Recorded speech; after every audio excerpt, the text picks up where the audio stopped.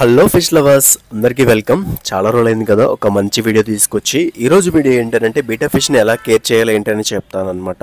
నాకు నా ఎక్స్పీరియన్స్లో నేను ఎలా కేర్ చేస్తానని చెప్తాను. సో దాన్ని బట్టి మీరు ఎలా కేర్ చేసుకోవాలో చూసుకోండి. సో ఆ టిప్స్ కానీ మీరు పాటిస్తే కంపల్సరీ బీటా ఫిష్ని మంచి గ్రోత్ అయితే తీసుకురావచ్చు అండ్ మంచి గ్రూమింగ్ అయితే చేయొచ్చు. ఒక సబ్స్క్రైబర్ అడిగారు గ్రూమింగ్ అంటే ఏంటి బ్రో అని. గ్రూమింగ్ అంటే ఏమీ లేదు, దాని టైల్స్ అవ్వచ్చు, దాని కలరేషన్స్ అవ్వచ్చు, అన్నీ కూడా ఇంప్రూవ్ చేయడం అనమాట.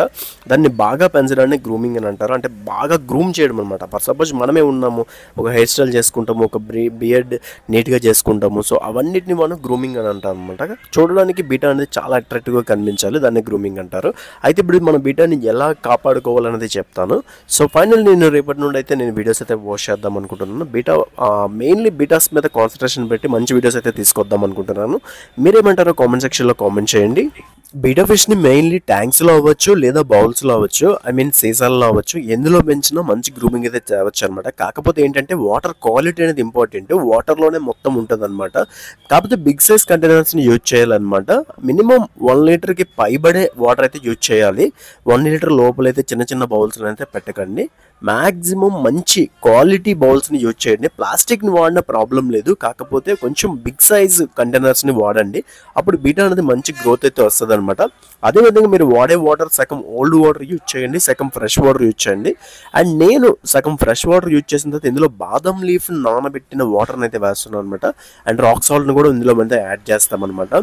సో మనకి ఇలా చేయడం వల్ల ఏంటంటే బీటా అనేది కండిషనర్ అయితే అవుతుంది. సో బీటా కూడా యాక్టివ్గా ఉంటుంది, ఎటువంటి డిసీజెస్కి అయితే రాదనమాట. బీటాస్ వాడేవారు ప్రతి ఒక్కరూ ఆల్మండ్ లీఫ్ వాటర్ని అయితే కంపల్సరీ వాడాల్సి వస్తుంది అనమాట. అప్పుడు మాత్రమే మంచి గ్రోత్ వస్తుంది అండ్ డిసీజెస్ ఏమి రాకుండా ఉంటాయి అనమాట. ఓల్డ్ వాటర్ ఇంపార్టెంట్ బీటాకి. అలాంటి ఓల్డ్ వాటర్ అంటే ఫిష్ బేస్డ్ వాటర్ అలాంటిది కాదనమాట. ఇది మనకి ఫ్రెష్ వాటర్, కాకపోతే మనం ఓల్డ్ చేసి ఆ వాటర్ని యూజ్ చేస్తాం అనమాట. ఇందులో మనం బాదం లీవ్స్ సాల్ట్ వేసేసి ఆ వాటర్ని యూజ్ చేస్తాం. అప్పుడు మంచిగా ఎటువంటి డిసీజెస్ రాకుండా ఉంటుంది. ఇది నా దగ్గర పుట్టిన నుండి నేను అలానే పాటిస్తున్నాను. ఇప్పటికి మంచిగా గ్రోత్ అయితే వచ్చింది. దగ్గర 5 monthsగా నాకు ఎటువంటి ప్రాబ్లం అయితే రాలేదు బీటా విషయంలో. బీటా సిరీస్ అయితే తీసుకొస్తాను, బీటాస్ మీద మంచి వీడియోస్ అయితే తీసుకొస్తాను. బీటాస్ మీద నీకున్న అవగాహన ఏంటి అని నేను బ్రీడింగ్ చేస్తుంటాను అండ్ సేల్ చేస్తుంటాను. మీ అందరికీ తెలిసిందే కదా, కొత్త వాళ్ళకైతే చెప్తున్నాను.